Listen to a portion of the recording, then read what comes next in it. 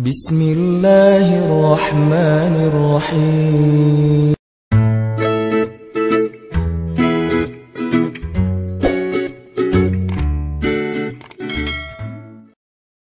Bismillahirrahmanirrahim. Abi amri rabbik.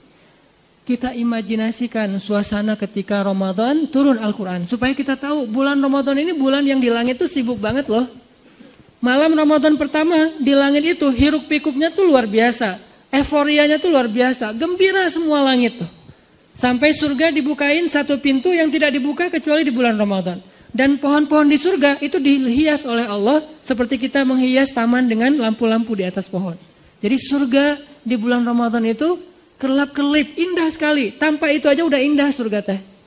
Saking indahnya surga, Nabi kan pernah melihat surga ketika lagi sholat ya. Kalau nggak salah lagi sholat gerhana matahari. Allahu Akbar. Tring gitu. Allah buka tabir.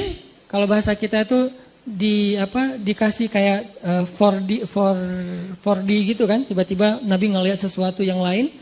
Allah bukakan tabir hijab surga sehingga Nabi melihat surga dari jarak yang sangat dekat. Saking dekatnya seolah-olah hanya dengan melangkah beliau bisa metik buah anggur di dalam surga. Nabi lagi sholat nih. Allah bukakan hijab, Nabi ngelihat surga, ada anggur yang bergelantungan dan gemes banget pengen dipetik saking kerennya nih anggur, saking ranum banget. Nabi berjalan lagi sholat menuju ke depan dan pengen ngeraih anggur. Lalu Allah tutup hijab itu. Dibukalah hijab neraka, Nabi langsung mundur ke belakang sampai mentok ke sahabat di shaf pertama karena melihat isi neraka. Ini artinya surga nggak dihias saja tuh udah keren. Nggak dihias saja Allah sampai mengatakan bahasa-bahasa tentang surga itu di dalamnya lu'lu, marjan, segala macam. Di dalamnya ada banyak perhiasan-perhiasan. Belum lagi nanti bahasanya mudhammatan. Ada jenis surga yang hijau tua. Surga hijau tua maksudnya apa? Surga yang lebat dengan pohon-pohonnya. Ini berarti surga kayak Amazon kalau di dunia. Hutannya lebat banget dan itu buat anak-anak yang anak-anak gunung lah ya. Yang senang-senang gunung tuh ada mudhammatan ayatnya. Saya lagi nyari-nyari surga yang ada ombaknya yang mana gitu. Yang ada mudham. Kenapa surga identik dengan gunung, kebun, rumah, pasangan? Yang pasti pasangan itu yang penting sih. Karena ada kebun, gunung, segala macam sendiri agak-agak garing juga ya. Dan insya Allah di surga itu gak ada jomblo, tetap hashtag. Mudhammatan. Jadi anak-anak wanadri ini coba baca Ar-Rahman dan coba bedah lagi ayat mudhammatan. Surganya hijau tua. Kenapa hijau tua? Saking lebatnya hutan di dalam surga. Kayak gimana jenis pohon di dalam surga? Satu pohonnya kita berjalan di bawahnya 100 tahun, itu belum keluar dari naungan dahan-dahannya. Kan di daerah Taman Sari gitu kan, ada pohon-pohon yang kebun binatang yang gede banget ya, melintasi jalan. Itu baru di dunia aja udah kayak gitu pohon, gimana di surga. Sehingga kalau kita berjalan di bawahnya 100 tahun, naik onta nih 100 tahun, belum keluar dari dahan atau naungan keteduhan satu pohon doang. Makanya disebut mudhammatan, hijau tua, lebat banget. Siapa yang ada di sana? Itu tempat spot buat berburu. Karena salah satu hobi nanti penghuni surga, terutama yang cowok-cowok berburu. Cewek-cewek nemenin cowoknya berburu. Berburu. Kita udah, dan berburunya udah jago, bukan meleset-meleset wae ya. Jadi gak seru juga kan, meleset akhirnya stres. Kenapa? Gak dapat buruan. Masa di surga stres gitu? Pastilah. Nanti kalau yang tadi main air, pasti udah jadi tiba-tiba jadi kayak Kelly Slater gitu. Tiba-tiba jadi main di barrel gitu, udah jago pro surfer gitu. Karena di sana tuh udah nggak ada lagi yang setengah-setengah, semuanya jadi pro. La khaufun alaihim wala. Nah, gambaran emosional, perasaan manusia di dalam surga, la khaufun alaihim wala hum yahzanun. Nggak ada lagi rasa takut, khawatir, dan nggak ada lagi rasa kecewa atau sedih. Terus gambaran rumah di dalam surga, rumah yang tidak ada teriakan di dalamnya dan tidak ada ucapan-ucapan tercelah. Itu rumah surga. Sakinah mawadahnya surga itu nggak ada teriakan, nggak ada ucapan tercela. Setiap hari yang kita dengar dari pasangan kita kalimat yang indah. Pasangan kita nggak mungkin ngecewain kita di surga. Kalau di dunia kadang manyun, wajar lah ya. Kadang salah ngomong, wajar manusia. Tapi di surga nggak ada yang kayak gitu. Semuanya nikmat. Dan malam Ramadan Surga yang indah itu Allah hias. Jadi kita bayangkan, kita imajinasikan. Kenapa Nabi ngomong sedetail ini? Supaya kita berimajinasi tentang keadaan Ramadan. Sampai yang saya pernah cerita, Nabi pernah Allah perlihatkan surga dalam mimpi kan? Dan mimpinya Nabi itu bagian dari mi'rajnya beliau, naik ke langit. Melihat sebuah istana yang indah. Istananya tembus pandang, jadi kayak kaca gitu. Kemudian di dalam istana, di sebelah istana itu ada seorang cewek lagi main ayunan. Terus Nabi nanya kepada Jibril, itu cewek itu siapa? Itu rumah siapa? Rumah Umar. Langsung Nabi memalingkan wajahnya karena ternyata itu istrinya Umar. Ini menunjukkan bahwa surga itu real teman-teman. Dan sekarang udah ada. Surga itu bukan diciptakan nanti setelah kiamat. Enggak. Surga itu salah satu di antara ciptaan-ciptaan Allah yang awal. Jadi awalun juga tuh surga, neraka, al-qalam yang kayak gitu-gitu tuh awalun loh, yang awal-awal diciptakan. Jadi surga sekarang udah ada, cuman beda dimensi sama kita. Kalau Allah berkehendak, kita hanya perlu waktu beberapa detik untuk sampai ke sana, kayak Nabi berisra dan mi'raj. Beda dimensi dengan kita. Jadi suasananya udah ada, nyanyian surganya udah ada, yang isi dari lirik nyanyiannya apa? Salaman salam. Salaman salam. Semua nyanyiannya kalimatnya adalah keselamatan, baik. Nggak ada kalimat-kalimat yang jelek di dalamnya. Ini artinya Ramadan adalah bulan yang sangat istimewa di sisi Allah. Sehingga kita hayati itu teman-teman. Itu yang kedua. Yang ketiga yang ada 4 yang kita cari dalam traveling. Yang ketiga adalah bangun mood. Karena kalau kita traveling nggak ngejaga mood, itu biasanya juga tadi garing kan. Walaupun tempatnya keren, fasilitasnya bagus, itinerary-nya udah lengkap banget. Tapi karena kita nggak mood, kenapa nggak mood? Bisa jadi tadi sakit hati, baper, bete, ada haters di followers kita, ada yang komen negatif ke kita di akun. Sesuatu yang simple banget tapi bisa bikin mood kita hilang. Kan nggak nyaman lagi ya perjalanan. Kebayang gak sih kalau orang lagi umroh, lagi traveling suami istri, yang tadinya niatnya pengen honeymoon, tiba-tiba kayak ada sedikit keributan gitu. Di dalam hotel bertengkar, akhirnya yang satu tidur di lantai, di sofa, satu lagi tidur di kasur, atau pas keluar makan sarapan, keluar sendiri-sendiri, terus pas jalannya masing-masing sendiri-sendiri, nggak saling menyapa. Buat apa traveling kalau kayak gitu kan nggak nyaman banget nih. Kenapa bisa jadi gini? Karena moodnya hilang. Nggak sedikit loh orang yang berangkat umroh, sampai di sana malah diam-diaman. Yang tadinya udah happy-happyan, kita umroh pertama nih berdua, sampai di sana ada masalah sepele, akhirnya diam-diaman. Mungkin masalah sepelenya apa? Katanya tadi nungguin saya di pintu, saya tungguin lama, ternyata udah makan duluan di hotel, akhirnya ngambek misalnya. Katanya mau umroh mau tawaf bareng, tapi kok kamu pergi duluan sama teman-teman, akhirnya ngambek. Bisa ada apa aja yang bisa bikin mood kita drop. Gitu juga Ramadan. Mood Ramadan sangat ditentuin dengan keadaan dalam hati kita. Gimana supaya hati kita selalu mood imannya baik buat ibadah-ibadah Ramadan? Banyak istighfar teman-teman. Karena yang bikin mood iman kita drop, dosa. Saya selalu ngulang-ulang kalimat dari ulama, min awwalil khair an tatrukas syarr. Awal dari semua kebaikan itu tinggalin dosa. Salah satu cara ninggalin dosa, istighfar. Sehingga kalau kita membiasakan istighfar, insya Allah mood kita tuh naik lagi tuh. Istighfar tuh kayak charging. Jadi makin sering kita istighfar, makin naik persentase mood kita. Sehingga ketika puncaknya mood kita lagi ngejos banget, itu semua ibadah tuh ringan loh.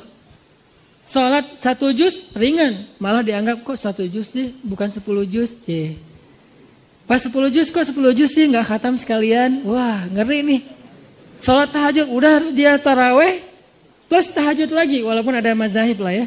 Dia tahajud lagi di rumah. Kalau tadi kenapa tahajud lagi? Soalnya tadi kan tarawehnya crowd, saya pengen tahajud berdua. Boleh nggak gandengan? Allah. Gak boleh, Rasul juga yang paling romantis gak gitu-gitu amat gitu kan ya. Oh ya udah deketan aja deh, jangan jauh-jauh tuh, deketan lagi. Kenapa sih harus deketan? Soalnya kalau kamu jauh hafalan saya suka lupa. Udah deketan tetap lupa. Jadi semangat banget gitu. Pengen tahajud semangat, pengen ngasih makan orang berbuka semangat, tilawah semangat. Apa aja lah pokoknya kebaikan-kebaikan karena moodnya lagi dapat istighfar. Dan yang terakhir yang keempat, ini juga penting teman-teman. kita tuh traveling tuh akan bakal jadi fun dan enjoy banget kalau kita perginya dengan seorang teman, partner traveling yang sehobi sama kita. Itu bakalan enjoy banget. Misalnya yang seneng di air. Kebayang gak sih kita traveling ke laut sama teman kita yang takut hitam? Bete banget kan? Nyemplung yuk. Malas hitam gitu. Kalau saya kan emang gak takut hitam karena udah kagok kan. Ya udah sekalian lah gitu. Saya gitu nggak gitu juga tetap aja dibilang hitam. Ya udah kagok lah sekalian hitam gitu. Walaupun tetap rempong pakai segala macam. Apa? Biar nggak bertambah daripada nanti nggak dibukain pintu sama istri. Soalnya nggak kenal siapa sih ini. Kebayang kita lagi senang-senangnya main air. Pergi ke wisatanya ke laut. Tapi teman kita takut hitam. Atau teman kita nggak senang air. Dia duduk aja di warung, minum es kelapa muda, makan ikan, segala macam. Kita sendiri yang garing. Karena saya pernah traveling di sebuah tempat, saya udah nyemplung, snorkeling gitu, free dive nggak jelas gitu. Kenapa nggak jelas free dive tapi cuma setengah meter gitu, free dive gitu. Karena khawatir kalau yang jurang-jurang di dalam laut. Pokoknya lagi free dive gitu, teman-teman pada selfie-an gitu. Seru loh ini banyak ikan hias, banyak terumbu karang. Oh iya Ustaz bagus, tampil selfie. Cuman 15 menit saya langsung naik lagi ke boat. Kenapa? Gak seru, garing banget. Masa saya mau jadi sendiri doang di situ di laut, yang lain pada di atas kapal. Ini karena gak dapat partner yang sehobi. Sama kayak kita yang senang gunung, ngajak orang yang malas banget ke gunung. Kedinginan, banyak nyamuk, belum lagi nanti jurik segala macam, khawatir. Masa saya mau ke belakang. Terus bangunin kita, kenapa? Takut gitu kan ya. Kan gak seru banget kan. Belum lagi dia lebay gitu orangnya ke gunung kayak nonton film horor. Dikit-dikit peluk gitu. Ya kalau itu pasangan. Kalau teman kos-kosan gitu kan geli ya. Ini gak sehobi nih sama kita nih ke gunungnya. Jadi gak akan nyaman perjalanan kita trip ke gunung. Atau yang ke mall. Saya sering merhatiin nih kalau lagi nganterin istri ke mall. Apalagi mallnya yang agak-agak rame gitu kayak pasar baru ya. Saya kalau datang ke tempat-tempat yang crowd gitu, saya perhatiin apa? Wajah bapak-bapak. Itu semuanya kerung gitu. Ibu-ibunya, beda banget nih ekspresi antara ibu-ibu sama bapak-bapak kalau di mall teh. Apalagi mall yang pasar-pasar gitu kan, bapak-bapaknya sambil bawa bawa-bawaan gitu istrinya. Istrinya kan nggak bawa jadi nggak berasa belanja banyak kan, kayak free gitu. Belum ada apa-apa yang dibeli. Si bapaknya ini apa? Makanya kan ada sunnah Nabi dalam sunnah berbelanja. Salah satunya apa? Suatu hari Nabi lagi belanja bareng dengan Abu Hurairah, ditemenin gitu. Pas Nabi udah beli sesuatu, Abu Hurairah pengen ngambil. Ya Rasul biasa bawa. Kata Nabi, seorang yang belanja membawa belanjaannya sendiri. Itu sunnah belanja. Kenapa kita bawa belanjaan sendiri? Biar tahu kalau kita udah belanja banyak. Kalau yang bawanya supir, suami atau siapa gitu, kita nggak tahu. Makanya belanja bawaan sendiri. Udah banyak akhirnya males gitu kan. Atau naruh dulu di bagasi mobil balik lagi. Tetap aja. Itu wajah bapak-bapak tuh rata-rata tuh bete banget loh. Kalau di tempat-tempat crowd gitu ya. Semuanya pada bete. Kalau seandainya mereka bisa memilih. Cuman gak dikasih pilihan sama istrinya. Seandainya bisa memilih pasti mereka mau mojok di mana gitu ngopi. Kalau udah dikasih kopi langsung cenghar lagi kan ya. Wah kopi nih. Makanya kalau partner traveling kita nggak sehobi itu nggak bakalan enjoy, pasti nggak nyaman banget. Sebentar udah langsung pengen cus, kenapa? Udah kelihatan ada wajah-wajah bete nih. Mudah-mudahan kita cari partner Ramadan kita. Siapa yang rajin tilawah? Almar'u ala dini khalilih. Seseorang itu tergantung siapa teman dekatnya. Jadi kalau partner traveling Ramadan kita senang tilawah, kita ke bawah. Senang tahajud kita ke bawah. Senang sedekah kita ke bawah. Senang kebaikan-kebaikan kita ke bawah. Cari partner traveling yang bisa bikin Ramadan kita lebih semangat, lebih lebih nyaman gitu. Dan mudah-mudahan di akhir Ramadan nanti ada satu kesempatan 10 malam terakhir. Itu kalau saya analogiin dengan traveling teman-teman. Biasanya pas kita traveling kalau dengan pasangan tuh selalu hari terakhir itu kita nggak barengan. Hari pertama barengan, kedua barengan, terus aja barengan, pegangan tangan kemana-mana nggak bisa lepas gitu. Giliran hari terakhir pasti nggak barengan. Kenapa? Karena masing-masing ngejar target. Nyari oleh-oleh yang belum dapat. Si ibunya nyari oleh-oleh buat teman-temannya, si yang cowoknya juga nyari oleh-oleh buat teman-temannya. Jadi semuanya mencar. Hari terakhir biasanya mencar tuh. Masing-masing rempong sendiri-sendiri. Udah kita nanti ketemuan di sini ya, meeting pointnya. Udah jalan sendiri-sendiri. Itu analogi sederhana berlaku juga di Ramadan. Hari terakhir yang tadinya kita barengan, berbuka puasa bareng, malam tahajud bareng. Begitu masuk asyarah min awakhir Ramadan, 10 terakhir bulan Ramadan, kayaknya kita harus berlakukan SOP traveling. Gak apa-apa deh, kali ini kita agak sendiri-sendiri. Itikaf sendiri-sendiri, maksudnya satu masjid tapi kan beda. Masa mau itikaf di sini mesra-mesraan kan agak aneh ya.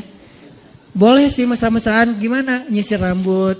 Misalnya, Mah bawa sisir enggak? Kenapa? Sunnah mah. Kan Aisyah nyisir rambut Nabi ketika lagi.